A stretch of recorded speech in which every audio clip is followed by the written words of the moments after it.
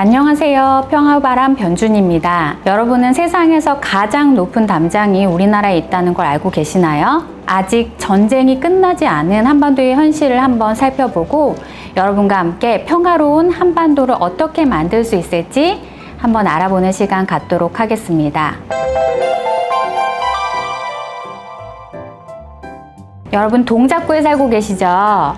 동작구에 국립서울현충원이 있다는 걸 알고 계시나요? 아마 가까우니까 가본 친구들도 있을 것 같은데요. 국립서울현충원의 원래 이름은 국군묘지였어요. 6.25 전쟁 때 전사한 군인들의 묘지를 설치해야 됐는데 이 당시에 사망한 사람들이 한 40만 명이나 됐거든요. 그러다가 1965년부터는 국립묘지로 위상이 높아지면서 군인뿐만 아니라 독립운동을 했던 애국지사나 경찰관 등 민족을 위해서 희생하고 나라의 발전에 기여한 분들을 이곳에 모시게 됐어요.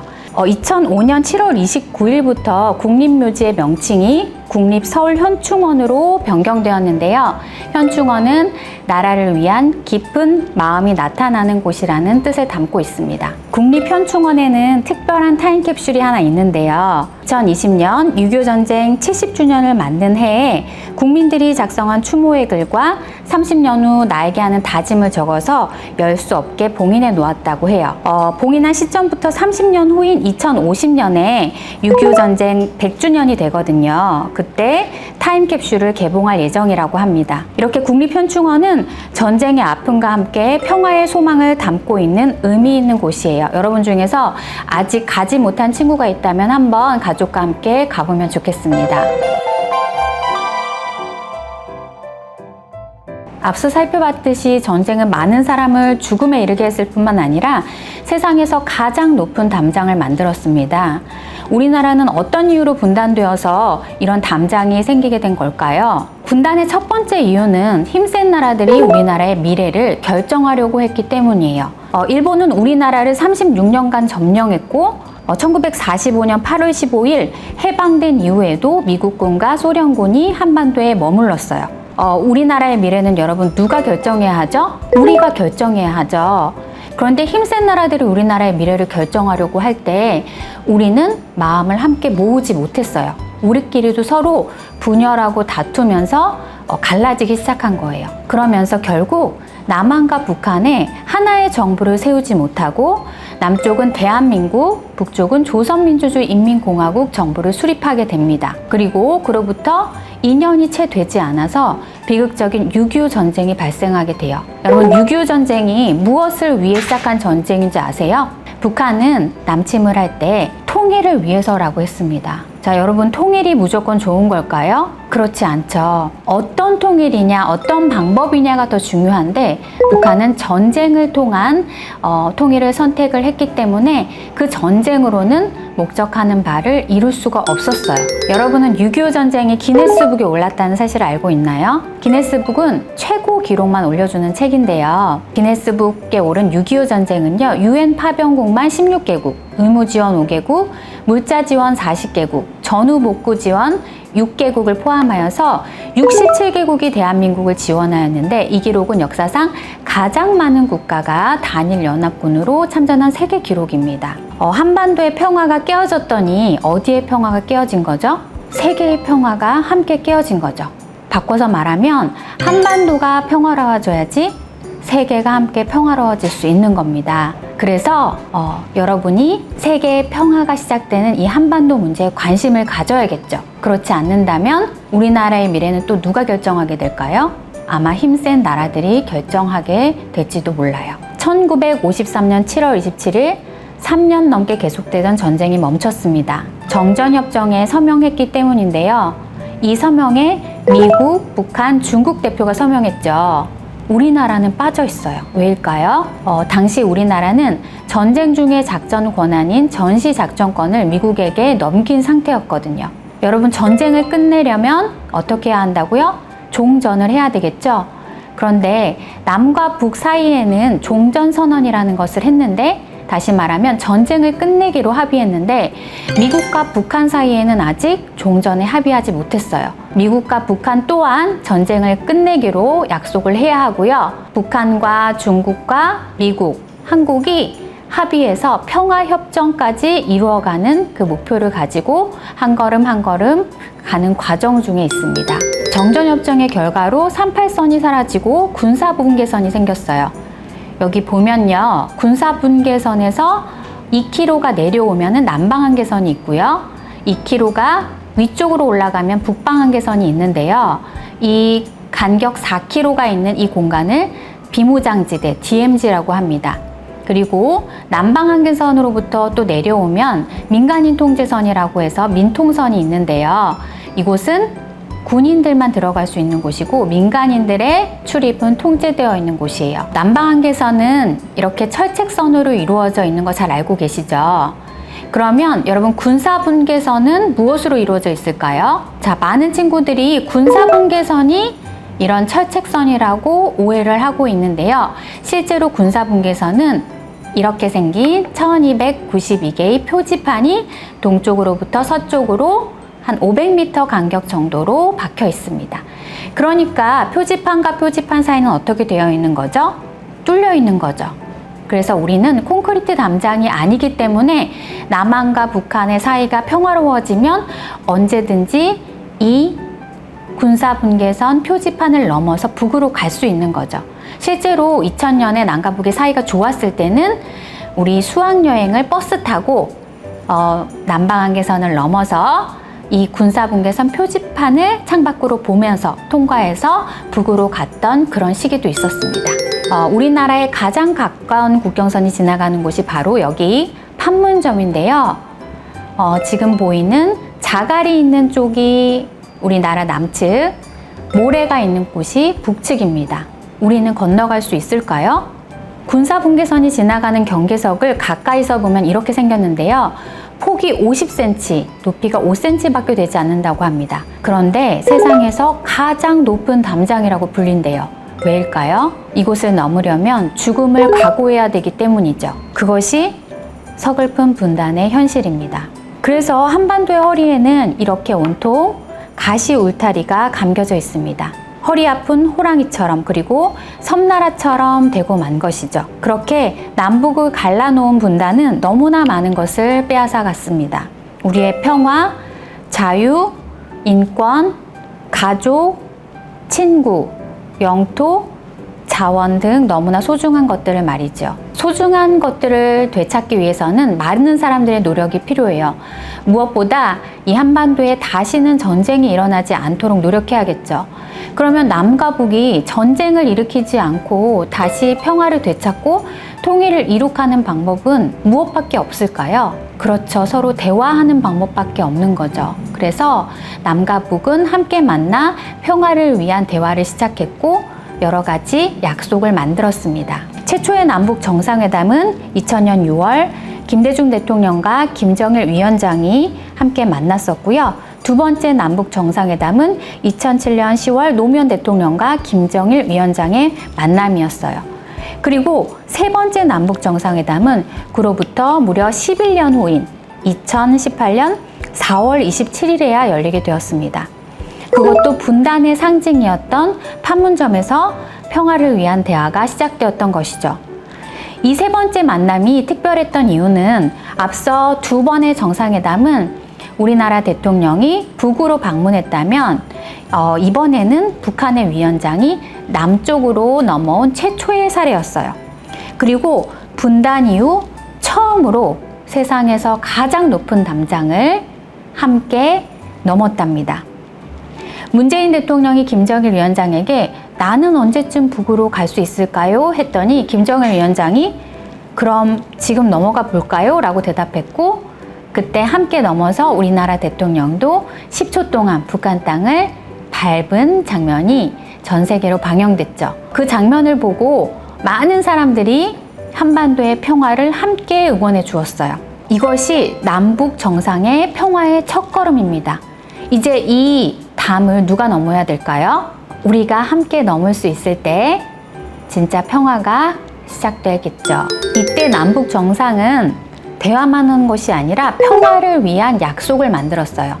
그 약속의 제목은 바로 한반도의 평화 번영 통일을 위한 판문점 선언이었는데요. 이때 남북 간 대화가 이루어진 이후로 분단 이래 최초 북미 간에도 정상회담이 열렸죠. 2018년 6월 열린 북미 정상회담은 북한과 미국이 최초로 만난 정상회담이 되었어요.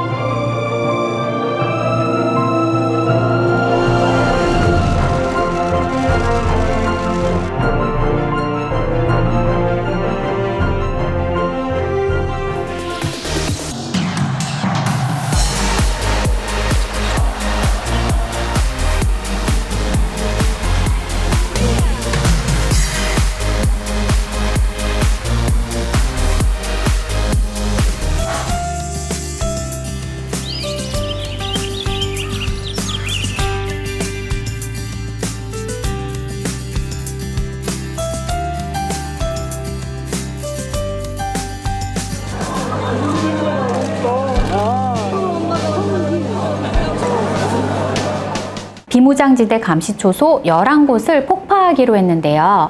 한 곳은 역사적인 의미가 있는 곳이니 남겨두기로 하고 나머지 10개씩을 남과 북 동시에 폭파해서 약속을 지켰습니다. 그리고 6.25 전쟁 때 많은 사람이 죽었던 비무장지대 화살머리 고지에서 공동으로 유해를 발굴하기 위해 도로를 만들었는데요. 남과 북이 만나서 함께 도로를 만든 것은 최초였어요. 그리고 판문점에서는 더 이상 무기를 착용하지 않기로 했죠. 그래서 제가 2019년에 판문점을 찾아갔을 때는 군인들이 더 이상 총을 차고 있지 않은 모습이었어요. 판문점에도 작은 평화가 찾아온 거예요. 이제 판문점에서 시작한 평화가 한반도의 평화로 이어질 수 있도록 우리가 함께 노력해야겠죠. 여러분, 이제 같이 한반도 퍼즐 활동을 해보려고 하는데요. 먼저 여러분에게 나눠준 2장의 종이 중에서 한반도 지도 모양이 그려진 활동지가 있고요. 또 하나는 행정구역별 스티커, 이렇게 2 종류가 있어요. 그래서 먼저 여러분, 한반도 퍼즐을 이렇게 살펴볼 건데, 지도 보면요, 이렇게 여러 개의 낱말이 적혀 있는 걸 볼 수가 있어요.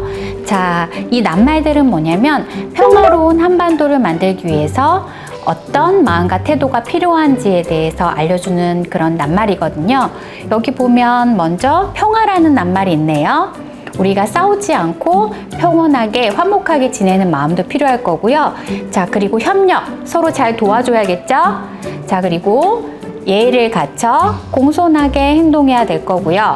그리고 오해가 없게 소통도 잘해야 될 거고, 그리고 여기 나왔던 낱말 외에도 여러분이 생각하는 평화로운 한반도를 만들기 위해서 필요한 낱말로 적어보는 거예요. 그래서 여기 나머지에 빈칸이 또 있거든요. 이 빈칸 속에 여러분이 제주도도 포함해서 여러분이 낱말로 한번 채워보는 시간을 가지려고 해요.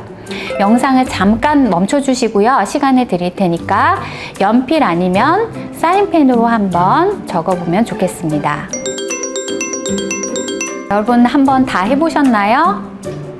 저도 이렇게 완성해 봤거든요.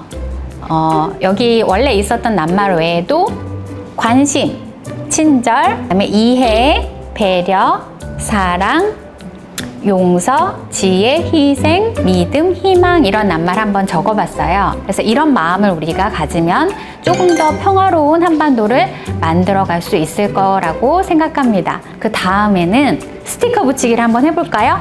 여러분 이 스티커 용지 다 받으셨죠?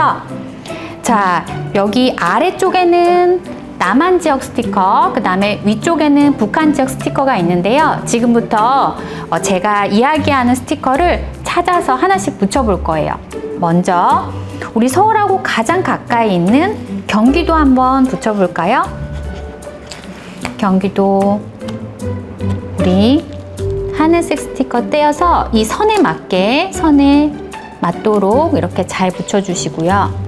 자, 우리 경기도랑 가장 가까이 있는 북한에 있는 도가 무슨 도일까요? 자, 우리 위에서 보면은 황해북도 찾아보셨나요? 황해북도 오른쪽 끝에 있네요. 자, 황해북도를 이번에는 떼어내서요. 자, 경기도 바로 위쪽에 붙여보는데요. 자, 황해북도에 개성공단을 만들어서 우리가 남과 북이 같이 만나서 일했던 적도 있었어요. 개성공단이 바로 황해북도 이 끝쪽에 있어서 경기도의 도라산 전망대에서 보면 눈으로 보일 만큼 가까이 있었고요. 자, 북도의 왼쪽이나 아래쪽은 남도거든요. 그러니까 왼쪽엔 남도가 붙어야겠죠? 황해남도 찾아보실까요? 자, 우리 황해남도를 황해북도 아래쪽에다가 한번 붙여보도록 할 거고요. 자, 그 다음에 우리 경기도 오른쪽에는 무슨 도가 있나요? 바로 강원도가 있죠. 노란색이네요. 자, 강원도 스티커를 연결되게 붙여주시고요. 자, 강원도에는요, 무슨 산이 있어요? 우리 설악산이 있죠. 그런데 잘 보시면 북쪽 스티커에도 똑같은 이름의 강원도가 있어요. 강원도는 남한과 북한 이름이 똑같은 유일한 도인데요.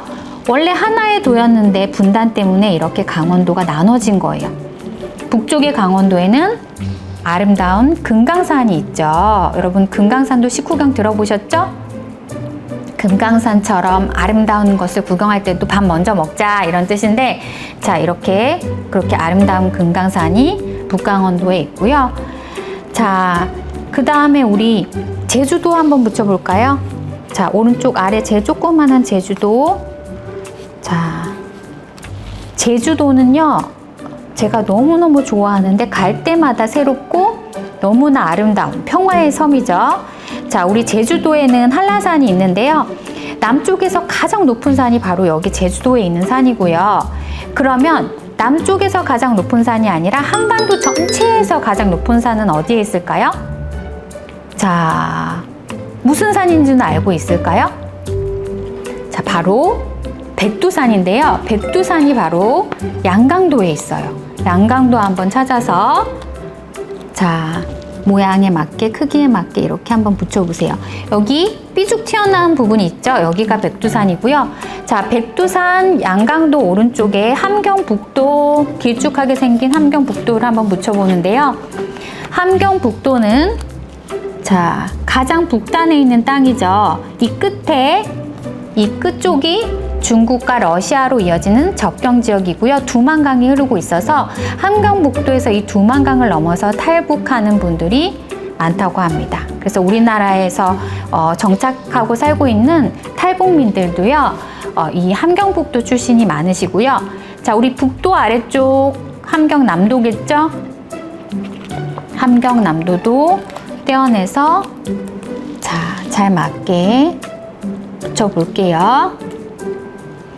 자, 그리고 이번에는요, 우리 함경남도 왼쪽, 황해북도 위쪽에 있는 이 도를 한번 붙여볼 건데요. 자, 바로 평안남도입니다. 자, 우리 북한의 수도 어디죠? 평양이죠. 평양이 바로 이 평양남도 쪽에 있어요. 자, 이쪽 아래쪽이 바로 평양 직할시고요. 자, 서울은 특별시라고 하는데 북한의 수도 평양은 직할시라고 한대요.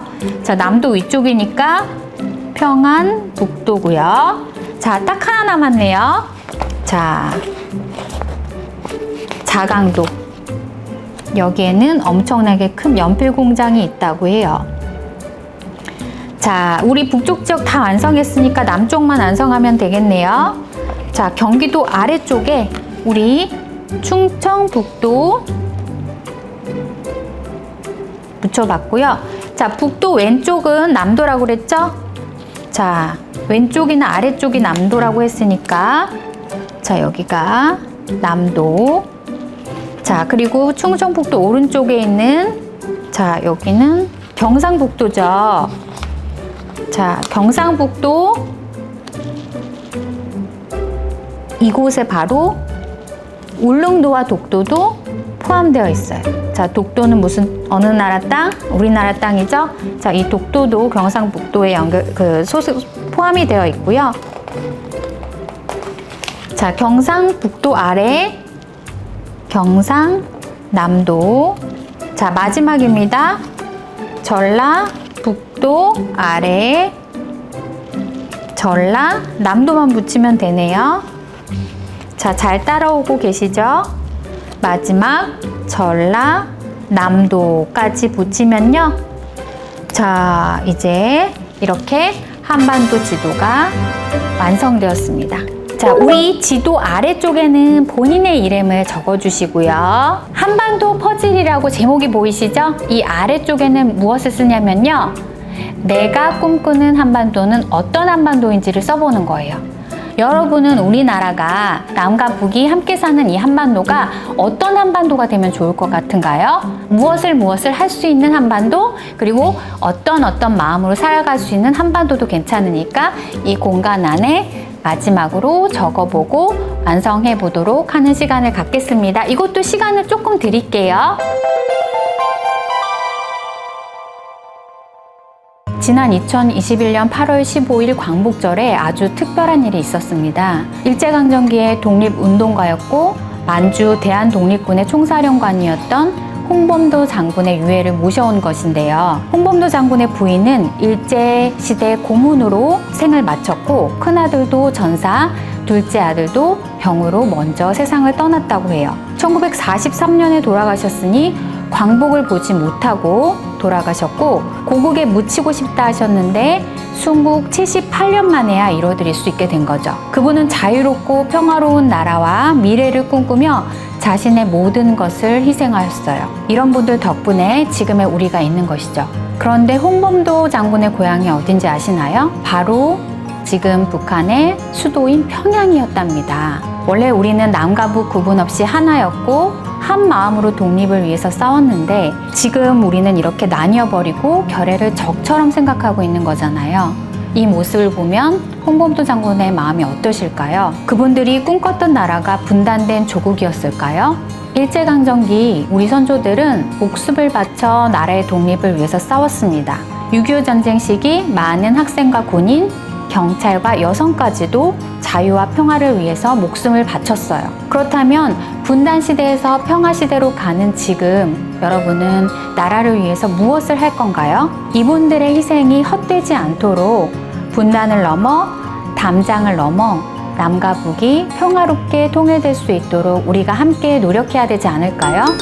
6.25 전쟁 100주년이 되는 2050년 국립서울연충원의 타임캡슐은 열리게 될 것입니다. 그때 전쟁 없는 나라, 평화로운 나라, 통일된 한반도를 꿈꿨던 사람들의 소원은 이루어져 있을까요? 그때쯤이면 남과 북이 세상에서 가장 높은 담장을 넘어서 서로 만나고 도와주며 오고 갈 수 있을까요? 지금 우리가 어떻게 하느냐에 따라 우리의 미래는 결정될 것입니다.